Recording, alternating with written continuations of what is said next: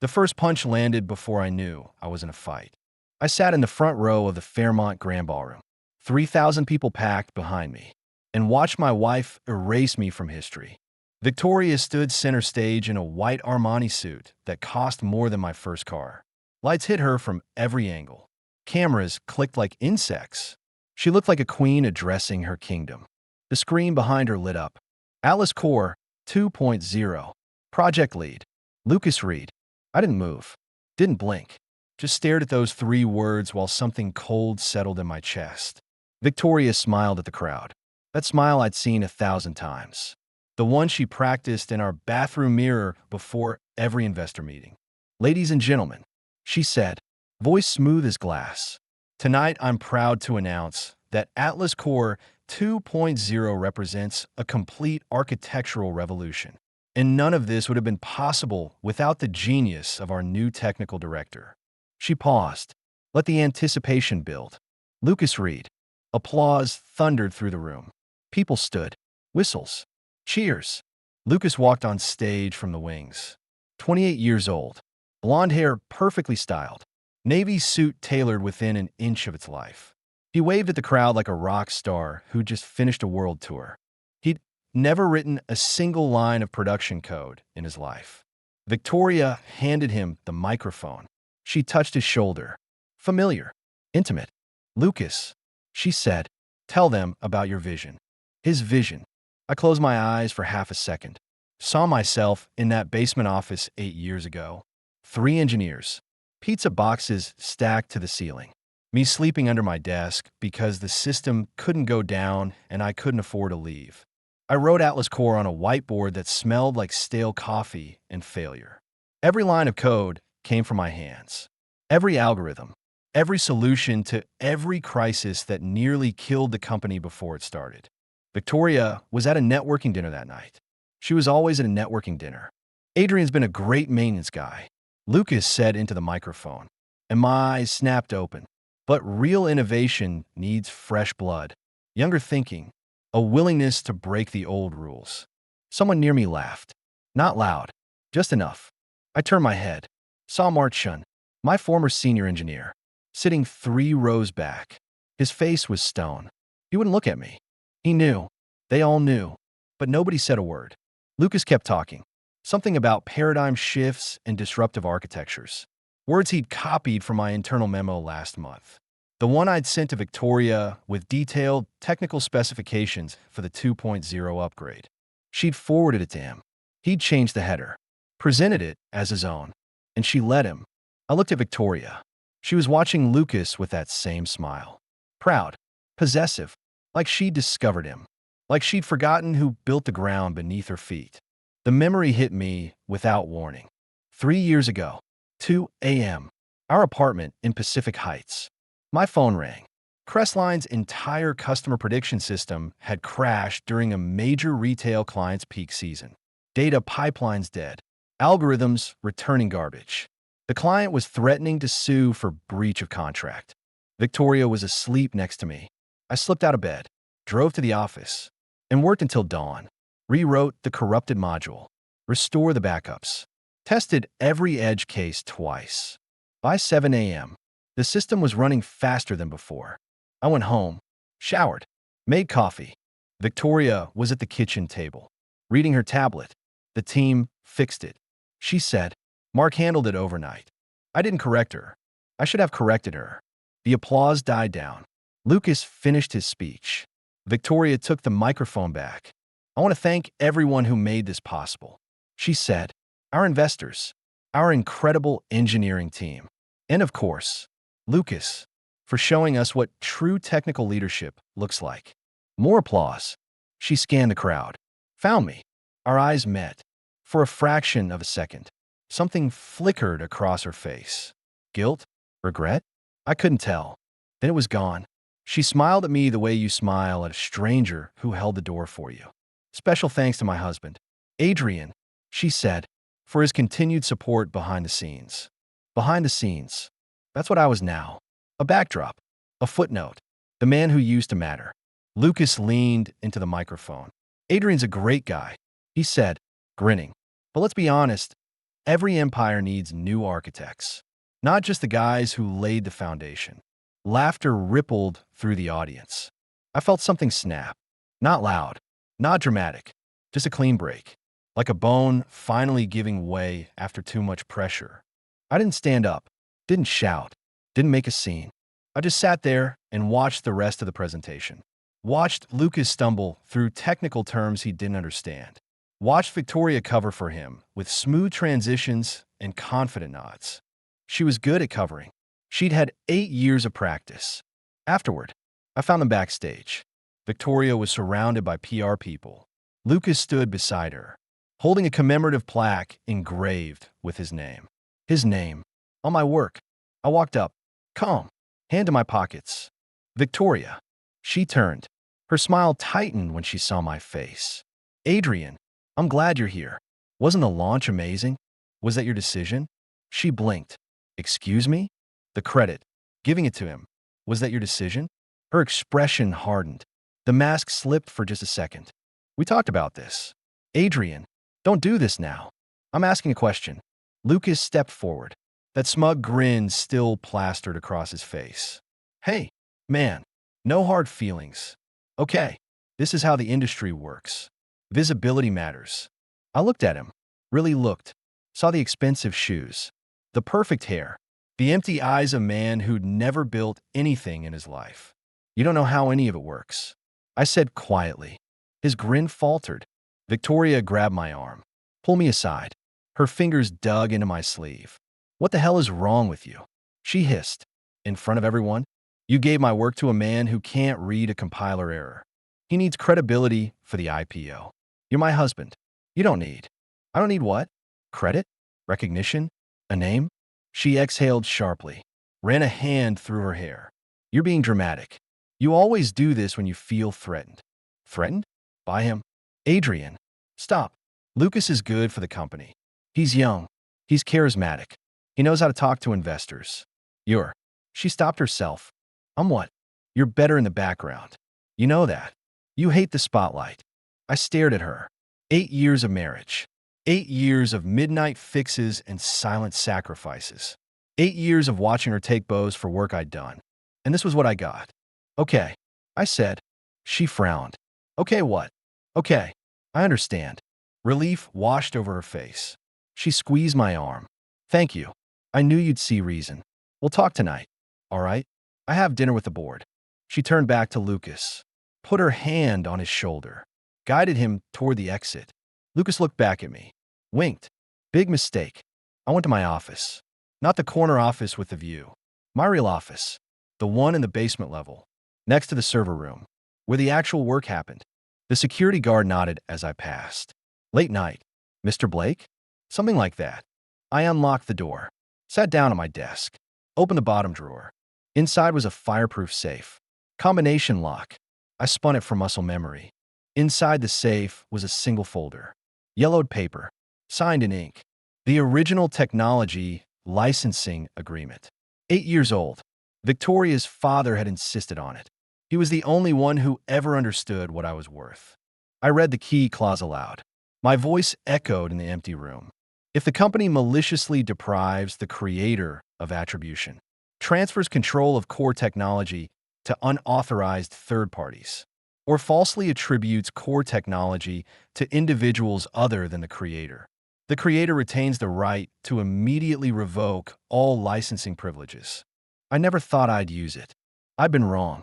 I pulled out my phone, dialed a number I'd saved but never called. James? It's Adrian Blake. I need you to draft a termination notice. Yes. Tonight. I hung up, looked at the framed photo on my desk. Victoria and me. 5 years ago. At the company Christmas party. She was laughing. I was holding a beer. We look happy. I turned the photo face down. Then I packed my laptop, the agreement, and walked out. The security guard called after me. Everything all right? Mr. Blake? I didn't answer. Outside, the San Francisco fog rolled in thick and cold. I stood on the sidewalk and watched the Crestline AI logo glow from the top floor of the building. 27 floors of a company I'd built with my own hands. Tomorrow, they'd learn exactly what that meant. I flagged a cab, gave a driver my address. My phone buzzed. Victoria. I let it ring. It buzzed again, then again. By the time I reached my apartment, there were 17 missed calls. I didn't return a single one. I poured a glass of whiskey, sat in the dark, waited for sunrise. The game was about to change. I woke at 6:47 a.m. No alarm. I never needed one. The whiskey glass was still on the nightstand. Empty. I'd fallen asleep in my clothes. Didn't matter. I wasn't planning to go anywhere today. I picked up my phone. 17 missed calls became 34 overnight. Voicemails stacked like bodies. I deleted them without listening. Then I opened my laptop and waited. At 8:47 a.m., my monitoring tool pinged. Atlas Core's main authentication module, Enter Protection Mode. I'd programmed that trigger myself. If a licensing server didn't receive my weekly confirmation signal, the system locked down critical functions automatically. I took a sip of water. At 8:52 a.m., the client prediction system froze. I imagined the chaos. Retail clients unable to process inventory forecasts. Logistics companies losing route optimization mid-cycle. Some VP somewhere screaming at his monitor. Good. At 9:03 a.m., the automation platform failed entirely. Assembly lines, data pipelines, automated reporting, all dead. At 9:11 a.m., the demo environment crashed. That one mattered, because at 9:11 a.m., Crestline AI was supposed to be demonstrating Atlas Core 2.0 to their largest potential investor group, the ones who would anchor the IPO. I smiled. It wasn't a nice smile. My phone rang. Different ringtone. Work emergency. I answered. Yeah. Adrian. Mark Chen's voice. My former senior engineer. The best man on the team. Tell me you're seeing this. I'm seeing it. Please tell me you can fix it. I can fix it. I designed it. A long pause. I heard keyboards clacking in the background. Raised voices. Someone yelling about servers. Adrian. Mark said slowly. Did you do this? I didn't break anything. I just stopped lending them my tools. Another pause. Longer. They're panicking up here. Lucas is in the boardroom trying to reboot the system. He doesn't even know how to access the root directory. That sounds like a him problem.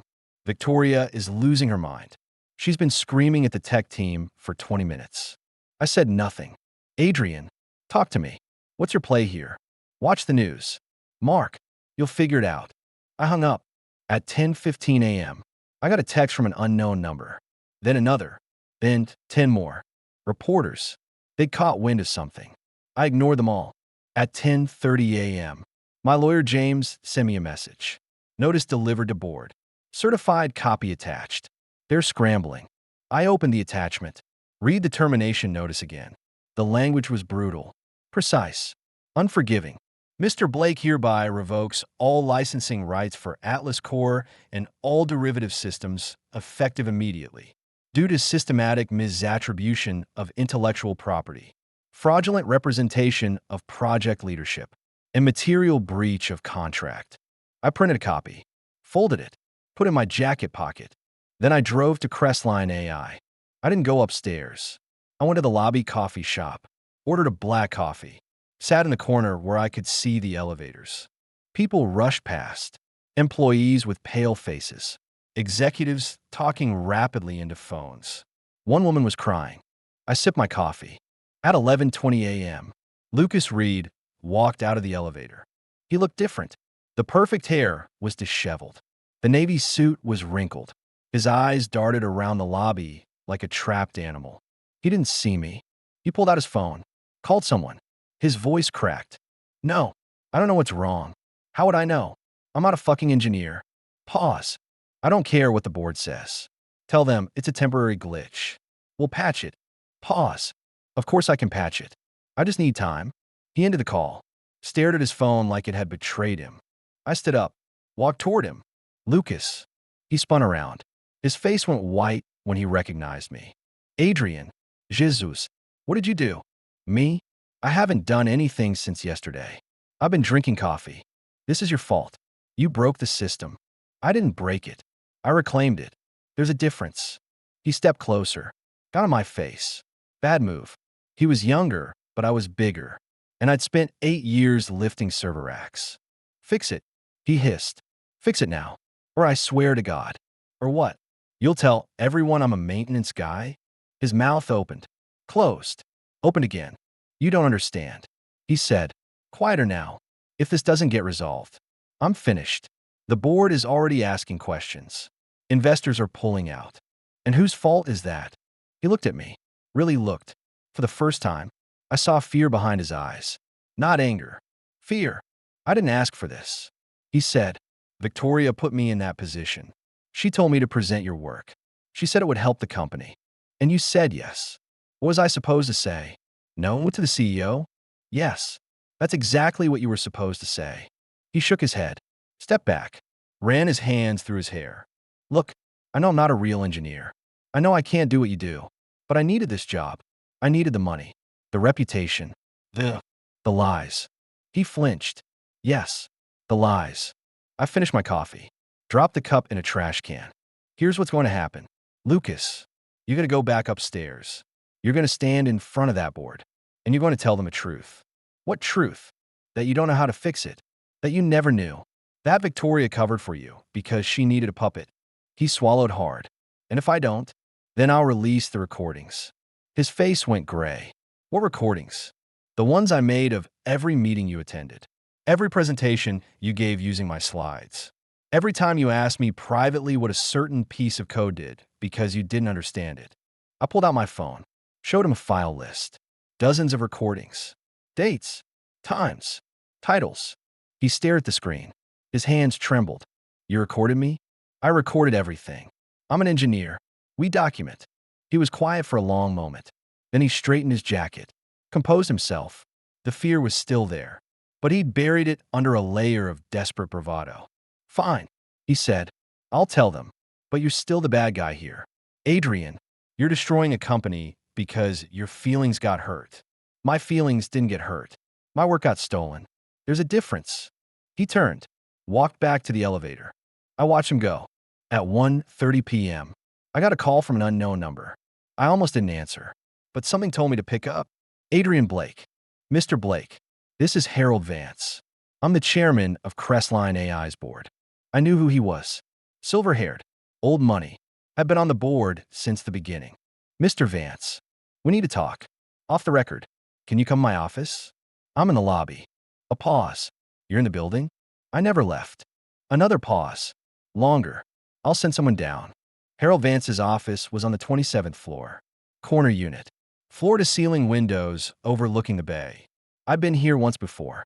8 years ago, when Victoria's father introduced me to the board. Vance sat behind his desk. He looked tired, older than I remembered. Sit down. Adrian, he said. He folded his hands on the desk, studied me for a moment. I've known you for 8 years. I've watched you build this company from a basement operation into a billion-dollar enterprise. And I've watched my board let your wife take credit for your work. I said nothing. I'm not here to defend her, or Lucas, or anyone else. I'm here to ask you one question. Ask, is there any way to resolve this without destroying the company? I leaned back in my chair. Consider the question carefully. There is, I said, but it requires 2 things. Name them. First, public acknowledgement. A press release stating clearly that I am the sole creator of Atlas Core. That Lucas Reed had no role in its development. That Victoria Blake knowingly misrepresented the authorship of the technology. Vance nodded slowly. And the second? Second, Victoria resigns as CEO. Effective immediately.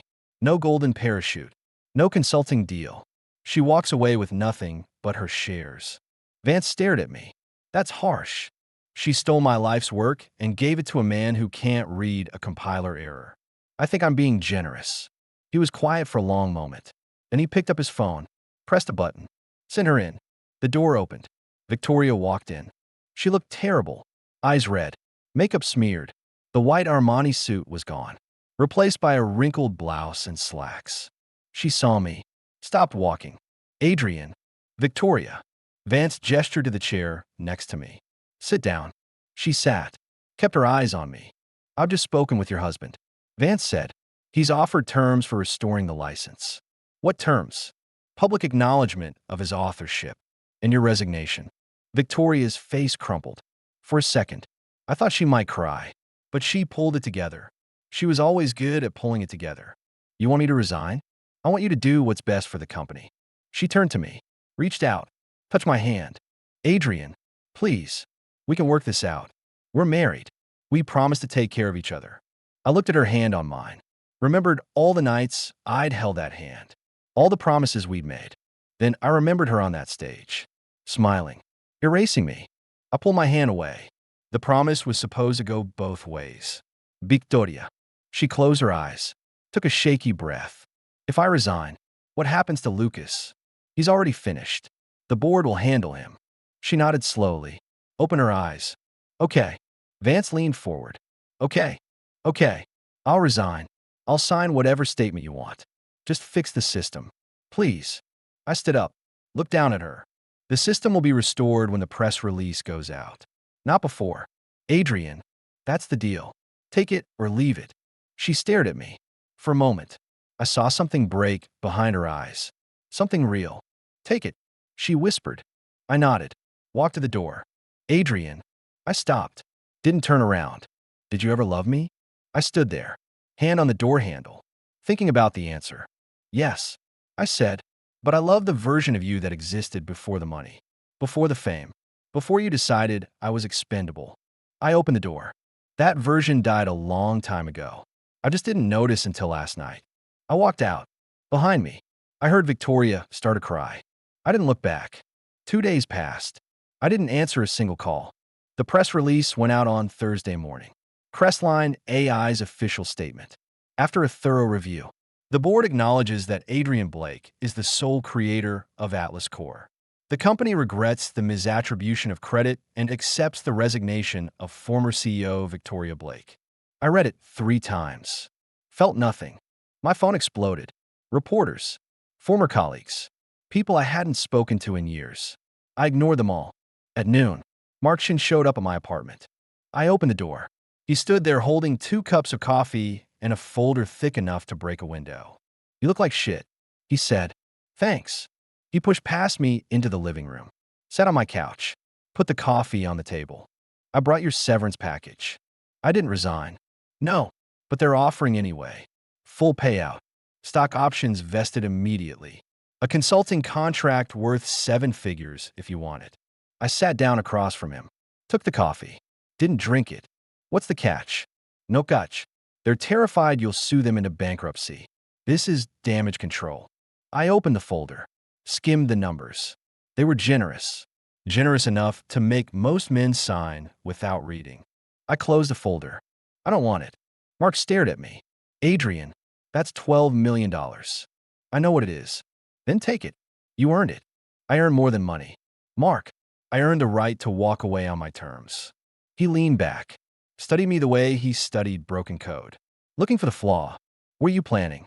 I'm starting my own company. He didn't blink. With what capital? I have the IP. I have the architecture. I have a better version of Atlas Core already mapped out of my head. You need funding. I'll find it. You need a team. I looked at him, held his gaze. I'm looking at my first hire. He was quiet for a long moment. Then he laughed. Short. Bitter. You want me to leave Crestline? Walk away from my pension. My stock options. My career? I want you to build something real. With someone who won't steal your work. He rubbed his face.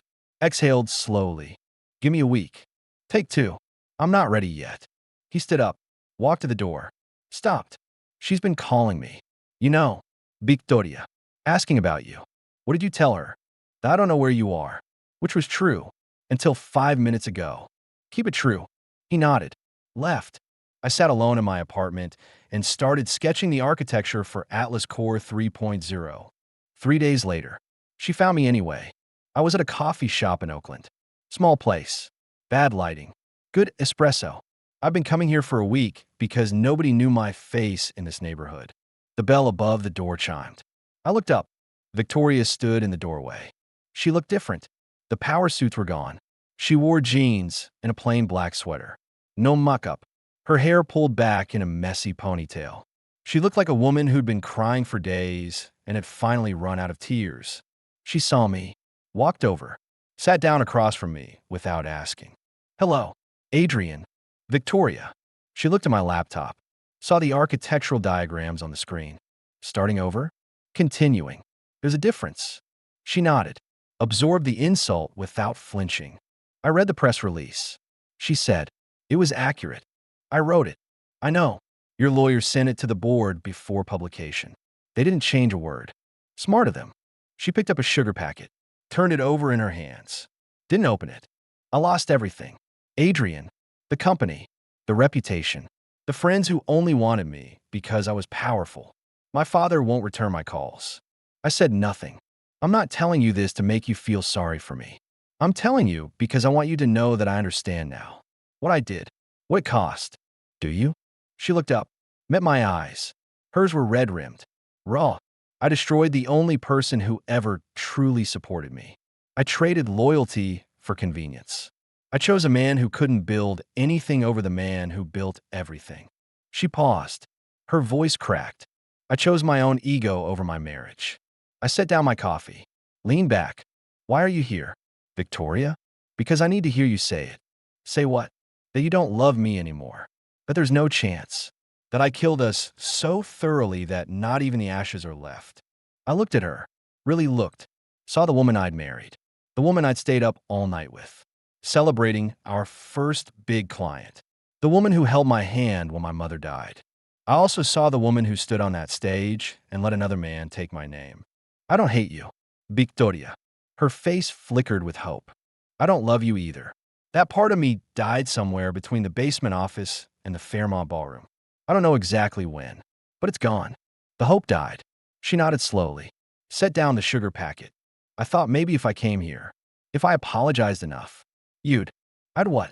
Come back, fix the system, make everything okay again? Yes, that's not how this works. She wiped her eyes with the back of her hand, took a shaky breath. What about the recording? I went still. What recording? Don't lie to me. Adrian, Lucas told me, before he disappeared. He said you recorded every meeting, every conversation, that you have proof of everything. I said nothing. Is that true? Yes. She closed her eyes, let out a long breath. Are you going to release it? Do you want me to? No, but I don't think that matters anymore. It doesn't. She opened her eyes, looked at me with something I hadn't seen in years. Respect. You've been planning this for a while, haven't you? 6 months. Since Lucas joined? Since you promoted him over me. She nodded slowly. I wondered. You seemed distant. I thought it was stress. It was strategy. She laughed. Hollow. Bitter. I married a man who thinks 3 moves ahead. And I never noticed. You noticed. You just didn't care. She didn't deny it. We sat in silence for a long moment. The coffee shop hummed around us. Orders called. Cups clinking. Normal life continuing while ours fell apart. What happens now? She asked. I built something better. You figure out who you are without Crestline. And us? There is no us. There hasn't been for a long time. We were just too busy pretending to notice. She stood up, pushed her chair in, looked down at me. I'm sorry, Adrian, for everything. I know that doesn't fix it. I know it doesn't bring back what I destroyed. But I mean it. I know you do. Does it matter? I considered the question. Thought about all the nights I'd lain awake, wondering if she'd ever see the truth. All the times I'd hoped she'd choose me over the spotlight. Honestly? No, it doesn't matter. Sorry doesn't unring the bell. It doesn't rebuild the trust. It doesn't give me back the years I wasted believing you'd eventually do the right thing. She nodded, turned, walked toward the door. Victoria. She stopped, didn't turn around. I hope you find whatever it is you're looking for. I hope it makes you happy, but I won't be part of it. She stood there for a moment, hand on the door, shoulders shaking. As she walked out, I watched her go, felt nothing. That night, I went through the recordings. There were dozens, hours of meetings, private conversations, Lucas asking me how to do basic tasks, Victoria telling him to take credit for my work, the two of them planning my removal from the company after the IPO. I listened to the last one. It was recorded 3 days before the press conference. Lucas, once the IPO hits, we can push Adrian out completely. Give him a consultant title. No voting shares. No decision-making authority. Victoria, are you sure he won't fight it? Lucas, he loves you. He'll take whatever scraps you give him. Victoria. Fine. Handle it. I closed the file. I wasn't protecting my pride. I was protecting myself from people who planned to destroy me. I saved the files to a secure drive, locked in my safe. Evidence, insurance, closure, all three, wrapped in digital silence. I went to sleep that night without dreaming for the first time in months. 6 months. That's how long it took to build what they said couldn't be built. I stood backstage at the Moscone Center, adjusting my collar for the 100th time. Markshin stood beside me, tablet in hand, running through the final checklist. System stable. He said, load testing passed at 3 times projected capacity. Security audit came back clean. We're ready. Good. You nervous? I looked at him. No. Liar. I smiled. First time in months. Maybe a little. He clapped my shoulder. That's normal. Means you care. The stage manager appeared. 5 minutes. Mr. Blake. I nodded. Took a breath. Looked at the crowd beyond the curtain. 1,500 people. Investors. Journalists. Engineers. Former colleagues who'd watched me get erased and said nothing. They were here to see if I could do it again. I was here to show them I never stopped. The lights dimmed. The intro video played. Clean graphics. Simple animations. No flash. No bullshit. Then my name appeared on the screen. Adrian Blake. Founder CEO. Blake Systems. I walked on stage. The applause was polite. Cautious. Nobody knew what to expect. They'd heard the stories. The betrayal. The collapse. The lawsuit. But hearing and believing were different things. I stepped up to the microphone, looked out at the sea of faces. Good morning. My name is Adrian Blake, and I built Atlas Core. Silence. Then scattered laughter. Then more silence as they realized I wasn't joking. I'm not here to rehash old battles. I'm not here to settle scores. I'm here to show you what happens when you let an architect build without restrictions. I clicked the remote. The screen behind me lit up with the Blake Systems logo. This is Atlas Core 3.0. It's faster, smarter, and more secure than the version you've been using for the past 8 years. Because this time, I built it for myself. I walked through the architecture, explained the improvements, demonstrated the new features, answered technical questions without hesitation. 45 minutes. No notes. No teleprompter. Just me and the system I created. When I finished, the applause was different. Louder. Genuine. Someone in the front row stood up. Then another. Then the whole room. I stood there and let it wash over me. The Q&A session lasted an hour. Most questions were technical. Some were personal. I answered both the same way. Directly. Without flinching. A reporter from TechCrunch raised her hand.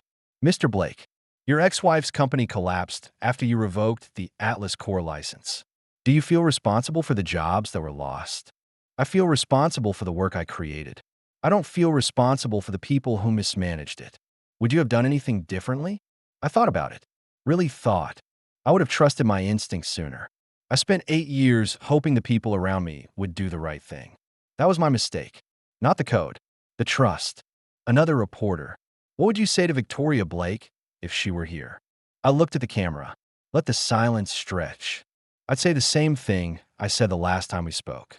I hope she finds what she's looking for, but I won't be part of it. The room went quiet.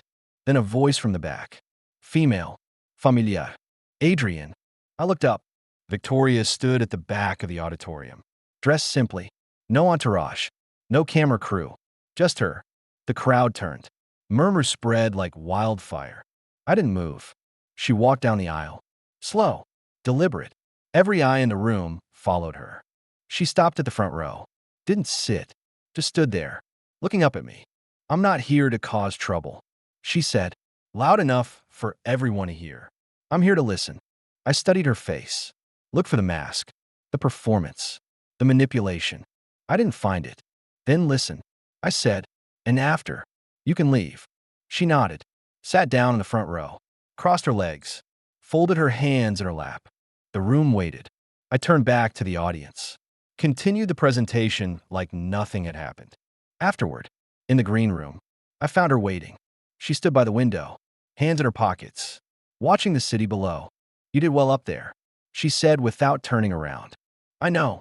She turned, almost smiled, still humble. still honest. She walked toward me, stopped a few feet away. I didn't come here to beg. Adrian, I came to tell you something. Tell me. I'm selling my shares. All of them. The proceeds are going to a fund for engineers who've had their work stolen. I'm calling it the Blake Foundation. I blinked. You're serious. Dead serious. It's the only good thing I can do with the money. The only way to make any of this mean something. I looked at her. Searched for the angle. The hidden motive. Found nothing. Why? Because I spent 8 years taking credit for work I didn't do. The least I can do is help the next person who gets erased before they end up alone in a coffee shop in Oakland. I didn't respond. She reached into her pocket, pulled out a folded piece of paper. I found this in my father's safe. After he died, he kept everything. She handed it to me. I unfolded it. My handwriting. A letter I'd written to her father 8 years ago, before the company launched, begging him to include that clause in the licensing agreement, promising I'd never use it unless I had no choice. I read my own words, felt the weight of them. You were right to protect yourself. She said, I just wish I'd been worth trusting. I folded the letter, put it in my pocket. Thank you, I said, for this. She nodded, turned toward the door. Victoria. She stopped. I hope you find peace. She looked back at me, tears in her eyes, but she was smiling, a real smile, the first one I'd seen from her in years. Me too. Adrian. Me too. She walked out. I stood alone in the green room, holding the letter I'd written to a dead man, and felt something I hadn't felt in a very long time. Closure. 3 months later, Blake Systems released its first quarterly report. Revenue exceeded projections by 40%. Client acquisition rates tripled. Industry analysts called it the most successful tech launch in a decade. I didn't attend the celebration party. I was in my office, coding the next iteration. Mark Shin stuck his head in. You coming? There's champagne. In a minute. He walked in, sat down across from me. You know, most CEOs would be out there accepting awards. Most CEOs aren't me. He laughed. Fair point. He pulled out his phone, scrolled for a moment. Did you see the news? What news? Crestline AI's remaining assets sold this morning. Chinese conglomerate. $12 million. I kept typing. That's less than the severance package I turned down. Yeah, it is. He put his phone away, looked at me. You ever regret it? Walking away from the money? I stopped typing, looked at the code on my screen. The architecture I'd built from scratch. The company I'd founded on my own terms. No, I said, money doesn't build empires. Trust does. And I learned the hard way that trust is the only thing worth investing in. He nodded, stood up. Well, when you're ready, the champagne's getting warm. I'll be there in 5 minutes. He left. I sat in the quiet of my office, looked at the framed photo on my desk. Not Victoria, not the old days, just a blank white frame with a single word engraved on it. Build. That's what I did. That's what I'd always done. And this time, I built it for myself. The interview came a week later. Major magazine. Cover story. The journalist was sharp. Prepared. She'd done her homework. Mr. Blake, your story has been described as one of the greatest betrayals in Silicon Valley history. Do you agree with that assessment? I don't think about it in those terms. How do you think about it? I lean back. Consider the question. I think about it as a lesson. A painful one, but a necessary one. What did you learn? That love and business don't mix. Not because love is weak, but because business rewards people who are willing to sacrifice others for gain. And love requires you to put someone else first. And you don't think that's possible? I think it's rare. And I think I was naive to believe I'd found it. She wrote something down. Looked up. One last question. What would you say to the people who doubted you? Who thought you couldn't do it again? I smiled. Small. Tight. I'd say the same thing I said to my ex-wife the night I walked out of Crestline AI. And what was that? I looked directly at the camera. She didn't steal my talent. She just proved she was never worthy of sharing my success. The journalist nodded. Close her notebook. Thank you, Mr. Blake. Thank you. She stood, shook my hand, walked out. I sat alone in my office, the city lights flickering beyond the window, and thought about the road that brought me here. Betrayal, loss, rebuilding, triumph. It wasn't the story I would have written, but it was the story I lived. And in the end, That was enough.